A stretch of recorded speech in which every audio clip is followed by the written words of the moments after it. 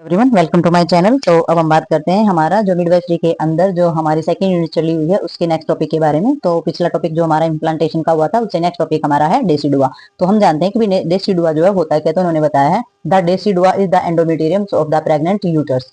ठीक है, it is the named because much of it is shed following delivery. तो इन्होंने बताया कि डेसिडुआ हमारा क्या है, एक प्रेग्नेंट जो यूट्रस होती है, जो बच्चादानी होती है, प्रेग्नेंट यूट्रस यानी कि जिसके अंदर से बेबी की डिलीवरी होती है उसे हम प्रेग्नेंट यूट्रस बोलते हैं। तो प्रेग्नेंट यूट्रस के अंदर एंडोमेटेरियम्स होती है, तो उसको ये हमारा डेसिडुआ ही होता है। तो इट इज नेम्ड बिकॉज जो इसका जो नाम रखा गया है क्योंकि much of its is shed following delivery. तो जब डिलीवरी होती है तो उसके बाद ये क्या होती है, सेड हो जाती है, यानी कि ये गिर जाती है।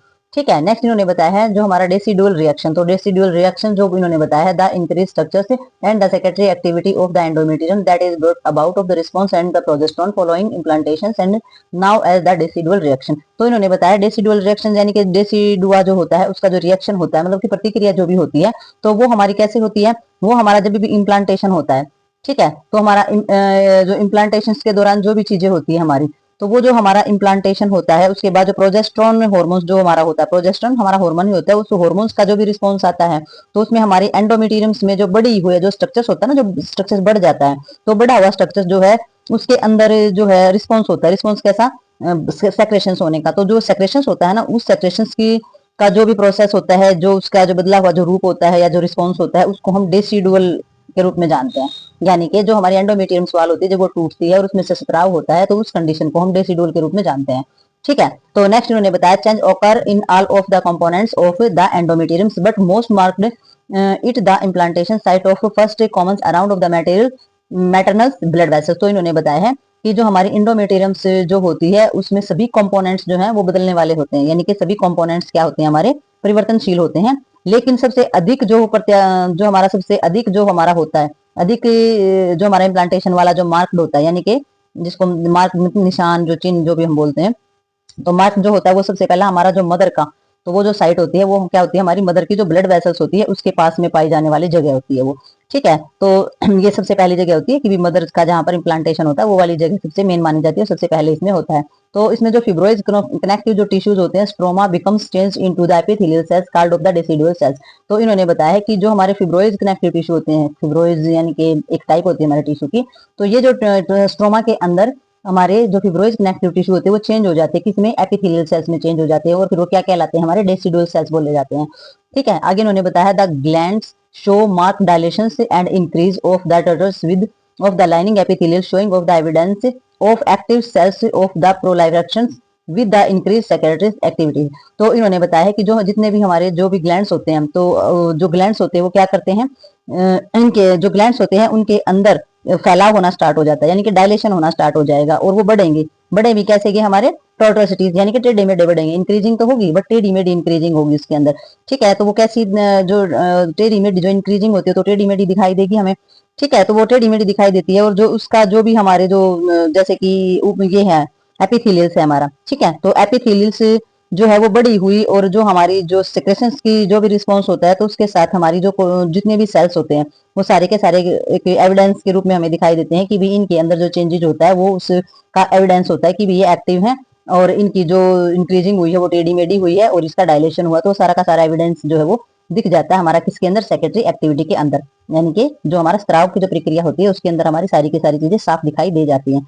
ठीक है, तो फिर इन्होंने बोला है कि they are the areas of small of the intestinal hemorrhage and the leukocytes in fertilizations or especially in the implantation site। तो इन्होंने बोला है कि जो हमारे छोटे जो होते हैं, छोटे मतलब कि छोटे इंटेस्टाइन से जो हमारी हेमरेज होती है, यानी कि जो भी ब्लीडिंग होती है हमारी, थोड़ी बहुत ब्लीडिंग होती है, तो उसमें क्या करते हैं, उसमें हमारे जो ल्यूकोसिटीज होते हैं वो हमारे कैसे क्षेत्र पाए जाते हैं, उसमें जैसे कि इम्प्लांटेशन साइट मानी जाती है। इम्प्लांटेशन साइट का मतलब हो जाता है कि जैसे क्या बोल देते हैं हम उसको, हिंदी में क्या बोल देते हैं उसको, जो हमारे इनफर्टिलेट्स जो स्पेशली बोले जाते हैं, जैसे घुसपैठ नहीं बोल देते किसी चीज को, तो वैसे ल्यूकोसिटीज जो है वो पाए जाते हैं, यानी कि कहाँ पर, स्मॉल एरियाज के अंदर जो हमारी हेमरेज होती है तो वो कैसे घुसपैठ, यानी कि कुछ इस तरीके की चीजें उसके अंदर पाई जाती है, जैसे ब्लड की गांठें हो जाना, ब्लड का इकट्ठा हो जाना, घुसपैठिया अंदर की बाद में इन्फेक्शन फैलाने वाला जो मटेरियल हो जाता है उसको बोला गया है यहाँ पर। ठीक है, तो आगे हम देखते हैं थोड़े से इसके फंक्शन भी। नेक्स्ट इन्होंने बताया है the well development decidua differentiated into 3 layer. तो इन्होंने बताया कि जो डेसिडुआ होता है वो हमारी 3 लेयर में जो है अलग अलग तरीके से होता है। तो इसमें हमारा सुपरफिशियल जो कम्पैक्ट लेयर जो बताई गई है वो हमारी किससे कंसिस्ट होती है, कम्पैक्ट मास मास जो होता है वो हमारा उसमें क्या क्या होता है, उसमें डेसिडुअल सेल्स होते हैं, उसमें ग्लैंड, उसमें डक्ट्स वगैरह होती हैं। और इसमें इन्होंने बताया है कि जो हमारी जो ग्लैंड्स, डक्ट्स और डायलेट कैपिलरीज जो है वो इसके अंदर पाई जाती है, यानी कि जो पहली लेयर होती है हमारी सुपरफिशियल सुपरफिशियल जो कम्पैक्ट लेयर होती है उसके अंदर ये पाई जाती है। तो इसमें जो ग्रेटर पार्ट्स होता है हमारे सरफेस एपिथेलियल से आइदर थिन आउट और लॉस्ट, और जो इसमें जो बड़ा भाग होता है हमारे एपिथेलियल टिश्यू का वो या तो पतला हो जाता है या फिर बिल्कुल ही क्या हो जाता है, लॉस्ट हो जाता है, खत्म हो जाता है। सेकंड में हमारा इसमें आ जाता है इंटरमीडिएट स्पॉन्जी लेयर। तो ये जो हमारी लेयर होती है ये हमारी कैसी होती है, ये हमारी केवरॉन्स लेयर बोली जाती है, जैसे गुफा की तरह नहीं हो जाता कुछ ऐसे ही ये लेयर हमारी बोली जाती है। कंटेंस डायलेट यूट्राइन्स ग्लैंड्स, तो ये क्या कराती है, ये हमारा कंटेन करती है हमारे यूट्रस जो होती है, यूट्राइन्स जो होती है उसको डायलेट करना ग्लैंड्स को, और हमारे जो डेसिडुअल सेल्स है और ब्लड वेसल्स हैं ये उनके अंदर पाई जाती है। ठीक है, it is through the layer of the cleavage of the placental separation occur. तो ये क्या काम करती है, हमारी प्लेसेंटा को अलग करती है। ठीक है, यानी कि उसका जो जो अलग होने का जो सेपरेशन वर्क जो होता है वो कंप्लीट करती है। और तीसरी लेयर हमारी क्या करती है, थिन बासल्स लेयर ये होती है, और ये कनेक्टिंग होती है हमारी बासल्स पोर्शन से। और ये क्या करती है, इसके जो ग्लैंड्स होते हैं ना वो अपोजिट काम करते हैं यूट्राइन्स मसल्स के। ठीक है, तो यूट्रस में पाई जाने वाली मसल्स के अपोजिट काम करते हैं ये। और रीजनरेशन ऑफ द म्यूकस, और ये क्या करते हैं, ये जनरेट करते हैं म्यूकस, यानी कि जो चिपचिपा पदार्थ होता है cost of occur of this layer of the following of parturition. ठीक है, तो ये म्यूकस जो होता है उसका सेक्रेशन ये करते हैं जो कि हमारा पार्सुरेशन में हेल्प करता है। तो ये थी हमारी डेसिडुअल्स के अंदर पाई जाने वाली 3 लेयर जो कि अपना अलग अलग फंक्शन करती हैं। ठीक है, अब हम देखते हैं इसके कुछ फंक्शन, इसके फंक्शन देखते हैं। तो इनके फंक्शन में बताया गया है कि डेसिडुआ का फंक्शन क्या होता है। तो इन्होंने बताया है it's provide a good induce for the implantation of the blastocysts. तो इन्होंने क्या कहा है कि ब्लास्टोसाइट्स को इम्प्लांटेशन करने के लिए, इम्प्लांटेशन प्रोवाइड करने के लिए बहुत ही अच्छा केंद्र इसे माना गया है। तो डेसिडुआ में बहुत ज्यादा हेल्प करता है। दूसरा इन्होंने क्या कहा है कि ये हमारा its supply nutrition to the early stage of the growing ovum by its rich sources of glycogen and fats. तो इन्होंने कहा है ग्लाइकोजन और जो फैट्स होता है इन सभी सोर्सेज से ये क्या करते हैं, ये ओवम को ग्रो करते हैं अर्ली स्टेज तक और न्यूट्रिशन की सप्लाई करता है। ठीक है, तो डेसिडुअल क्या करता है, न्यूट्रिशन की भी सप्लाई करता है अर्ली एज तक, और जो इसके जो सोर्सेज होते हैं वो ग्लाइकोजन और फैट होता है।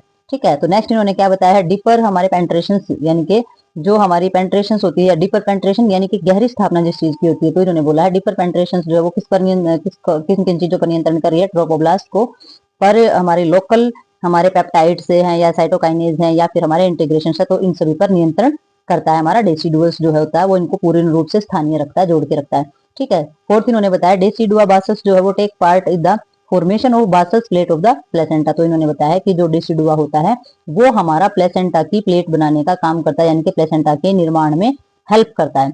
ठीक है, तो डेसिडुआ जो होता है वो जो पूरी जो लेयर अच्छी तरीके से नहीं टूटी हुई होती, लेयर पे जो चिपकी हुई चीज होती है हमारी एंडोमेट्रियम्स के ऊपर, वो डेसिडुआ का पार्ट जो है वो प्लेसेंटा बनाने में भी हेल्प करता है। तो ये जो फंक्शन है ये हमारे रहते हैं डेसिडुअल के। तो थोड़ा सा हल्का सा डायग्राम भी देख लेते हैं लेते हैं। ये होता है हमारा डेसिडुआ, स्ट्रक्चर्स ऑफ डेसिडुआ। तो इसमें देख लेते हैं, ये हमारे कम्पैक्ट है, ये हमारी लेयर दे रखी है, ये हमारी कम्पैक्ट है, ये हमारी स्पॉन्जी लेयर है, ये हमारी बासल्स है, और ये हमारी क्या है, मसल्स लेयर है। तो ऐसे हमारी मसल्स होती है और उसके ऊपर हमारा डेसिडुअल्स जो है उसकी जो परत है वो जमती जाती है, और जब रैप्चर होता है तो ये हमारा रैप्चर होता है। तो आप देख सकते हैं कि रैप्चर की जो कंडीशन होती है वो, तो यही हमने डेसिडुआ के अंदर यही जाना है कि जो डेसिडुआ होता है वो किस चीज का बचा हुआ पार्ट होता है। जब इम्प्लांटेशन हो जाता है और एंडोमेट्रियम वाल जब हमारी रैप्चर होती है तो उसका जो प्रोसेस होता है रैप्चर होने का उसी को हम डेसिडुआ बोलते हैं। तो ये हमारी बची हुई चीज है एंडोमेट्रियम के रैप्चर की, तो उसी को डेसिडुअल हम प्रोसेस बोलते हैं।